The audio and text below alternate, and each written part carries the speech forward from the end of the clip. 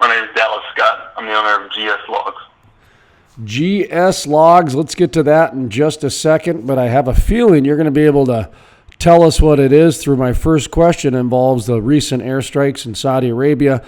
I caught a post of yours on LinkedIn, which you kind of made some comments about how your software and your ideas actually related, and it's rippled through and impacted that sort of thing. And you've got a little bit of expertise and some knowledge in this area. So, Mr. Dallas Scott, thank you for joining the program here today. Talk to me a little bit about what's going on over there in terms of industry and how you guys are creating some solutions for people.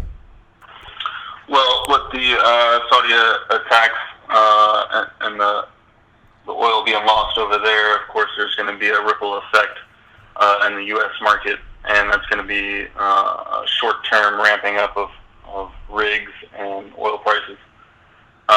It's just my own personal opinion. I think it'll last for about a month. I just read a report that the Saudi government and Saudi Aramco said that they'll have the facility back up and running within a month. I think it'll take a little bit longer than that, personally, but I mean they're trying to get it back online as soon as possible. So with what GS Logs does is we are a third-party remote operations company for directional services.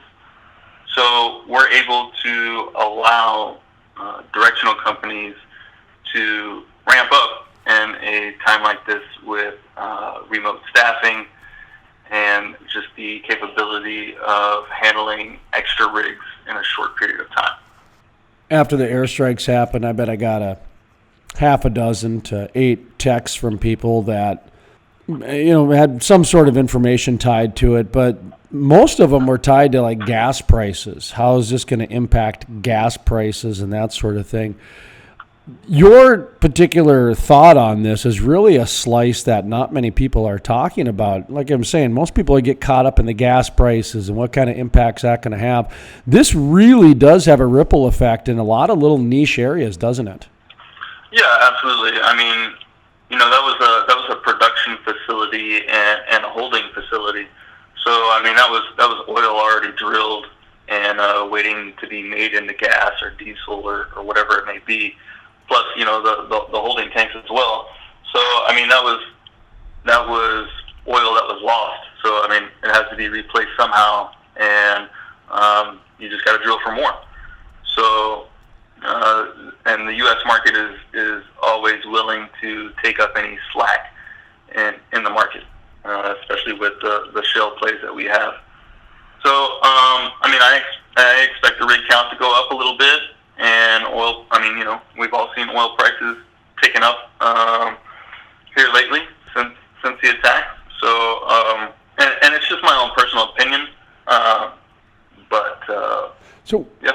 I just want to make sure I'm following this correctly here in terms of the type of services that you guys are providing the oil industry. Is I did a story 5-6 years ago. I want to say it must have been Liberty Oil. And they were doing some remote fracking up in the Bakken. They had guys that worked, a regular schedule down in San Antonio, I want to say, and did some fracking up in outside of Watford City. And this was, 5, 6, 7 years ago. I think if my memory serves me right, they've been doing it offshore for decades, but I'm not familiar. You're talking about remote drilling, correct? Yes, sir. So, the remote operations and remote drilling has been around for quite a while. The technology has been there. It's been primarily held by the majors, Halliburton, Schlumberger, Baker Hughes, all the big dogs of the industry. And there's a few independents that have started playing with it and then have it. But not only is it just the capabilities of doing remote ops, but you also have to have the directional tools to be able to do it as well. And it's starting to become more and more prevalent on U.S. land. Operators want directional companies to drill faster and faster and cheaper and cheaper. Well, the only way to really do it now is by taking people off a location. So, the company man still has to have somebody yell at. Somebody still has to be responsible. You can't automate everything and turn it all over to AI or robotics. So what we do is we everybody that I have working at GS Logs is former field hands. We were all guys in the field out there throwing tools and putting tools in the hole. And I just brought those guys into the office, gave them a little more training, and we're able to spread our talents across multiple rigs instead of just one rig. And we're able to bring down cost for directional companies and operators while still giving them flexibility, providing them a standard, and allowing them to still maintain quality and performance without as much personnel. I've been out to a number of different shale plays, and the one that sticks out in my mind, is the Permian, where the rigs are really close together. I mean, I've seen a lot of different aerial shots and drone shots, but even when you get in the car and you drive, it's not like it is, say, in the Bakken or some of the other areas where you've got, some mountains and buttes and hills separating, that sort of thing. The reason I bring up that proximity of the wells and the closeness of the Permian, as you were talking, I just kept thinking about, these airline flight navigator people, the airline traffic controllers, and all the different, 2 miles down and 2 miles horizontal drills that are going on out there. Does your software have an oversight for these companies in terms of an air traffic control pattern, but 2 miles below the surface, so these drill bits aren't running into each other? Yeah, absolutely. The Permian is a great example. And right before the Saudi attack as well, I saw a report of the rig count for U.S. land, and I think it was around 937 rigs. 447 rigs were just in West Texas, and like 700 and some change were in Texas. So, I mean, over 70% of all your rig count in the United States is right here in Texas, and a majority of them are in the Permian. And, I mean, they've been punching holes in the Permian for decades. And so there's countless wells out there. So drilling these extended reach wells these days, it's a maze out there. Underground. And what we do is what's called running anti-collision. When you're drilling wells real time, especially in a basin like that, you definitely want to be running anti-collision to make sure that you're staying away from wells. And of course, the well planners that plan the whole well out before anything's even on location, they take into account all the wells that are in the area. But anyways, we put all that information into our software, and every survey that's taken, usually there's a survey taken every 90 feet, and it gives us the inclination and the azimuth, which is basically the direction and angle of the well bore. And then we run those numbers with all the other wells in that exact location that would be in the way of the current drilled well.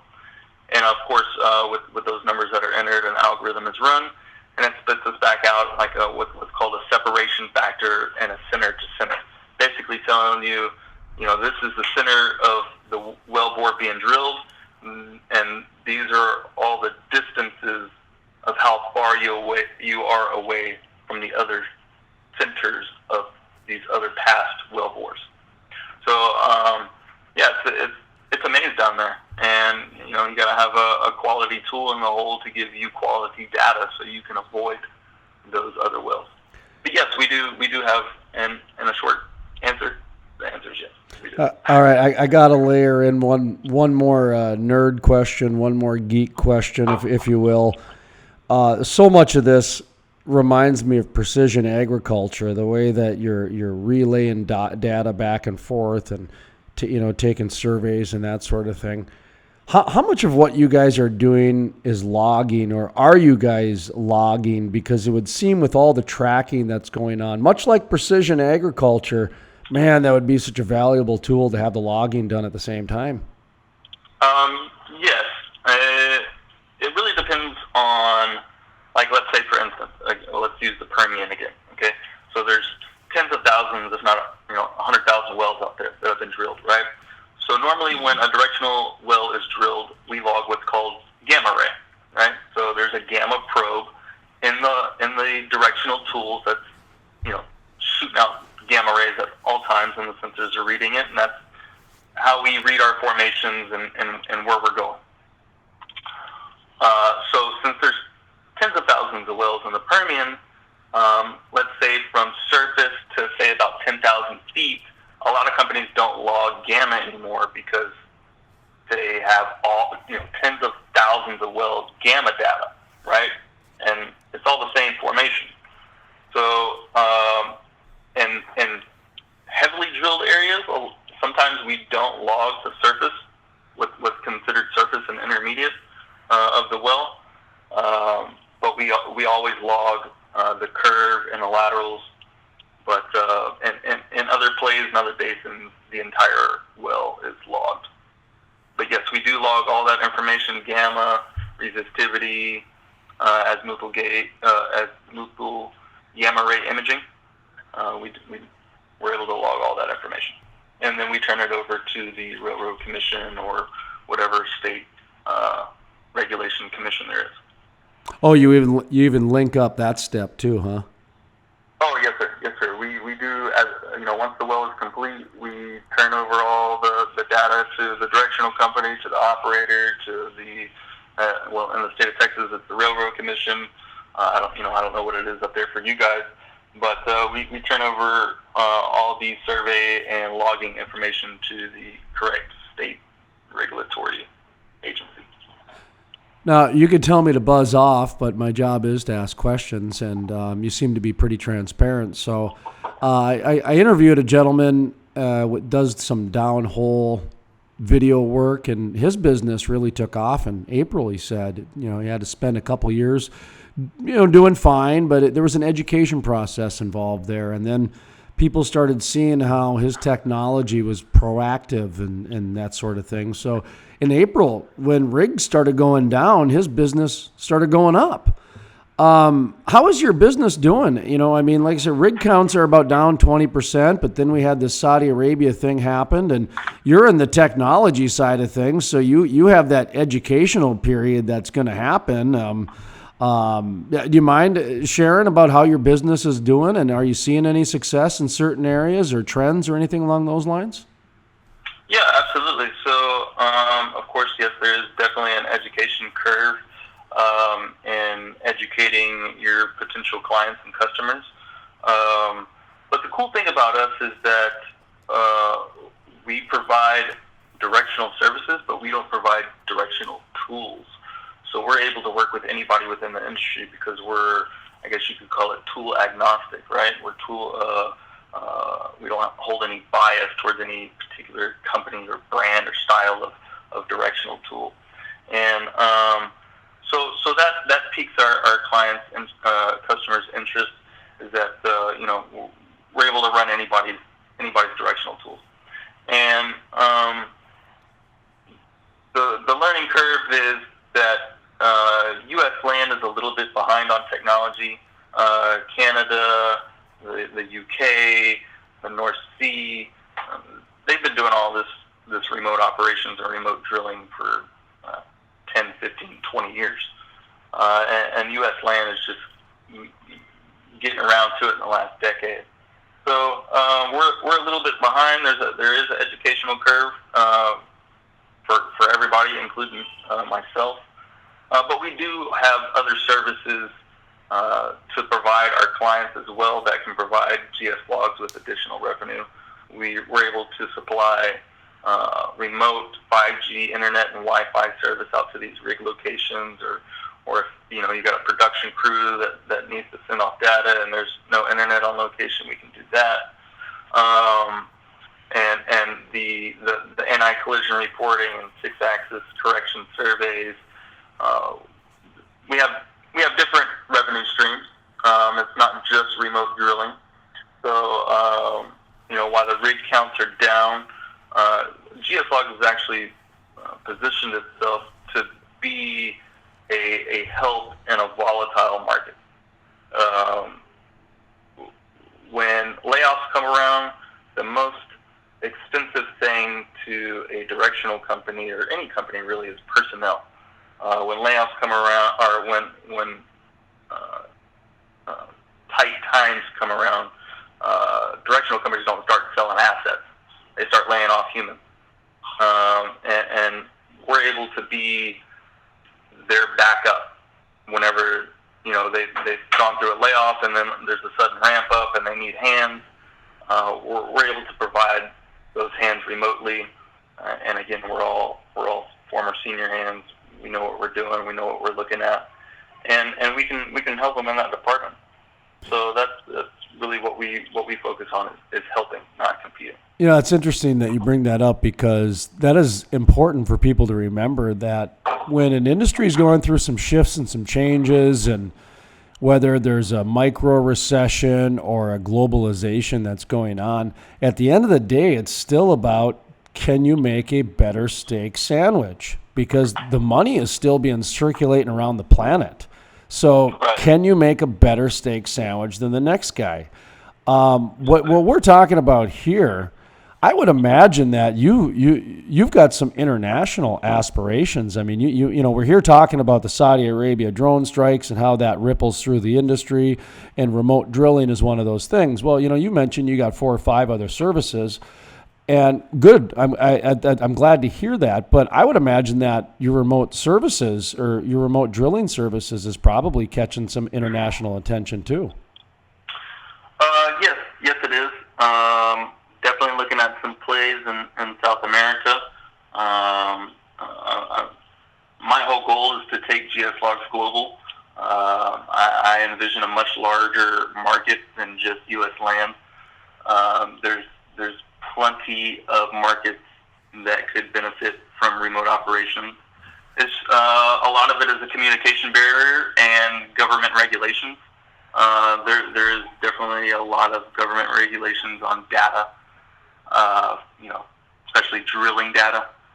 So it's all barriers that we have to overcome, but those are plays that we're looking at getting into. So those are barriers that we will overcome. I'm writing down government regulations on data for a future show topic, because that to me is something that needs to be discussed, because no one is talking about that, and that is one of the chief important issues going on right now. I'm very familiar with it in the world of communications.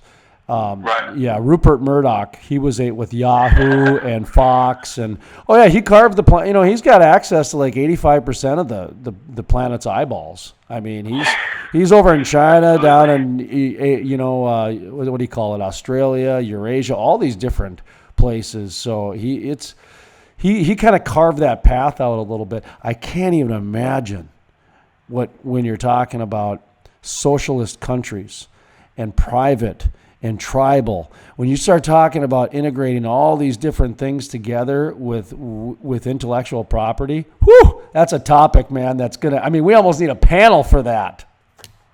Yeah, absolutely. Yeah, I mean, it's a struggle, but I mean, there's always ways to get around things or work through things. So, that's what we look to do, and we don't want anything to stop us from providing this service to everybody worldwide, and I don't see why anybody shouldn't be able to utilize it. So that's our goal. Well, I appreciate you coming on and giving us some insight on the Saudi Arabia events that have happened, and educating us a little bit on remote drilling. Give yourself a plug and let people know how they can find you on the interweb or social media, and you mention your services again, kind of group them together so those people listening can hear it in one lump instead of having to take notes. Because I know all of my listeners take notes every day. I know that. So absolutely.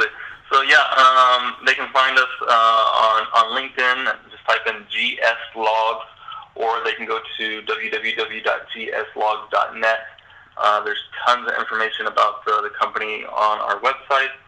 And again, we're a third-party remote operations company that's tool agnostic or tool non-biased, and we provide our services to all directional and operators worldwide.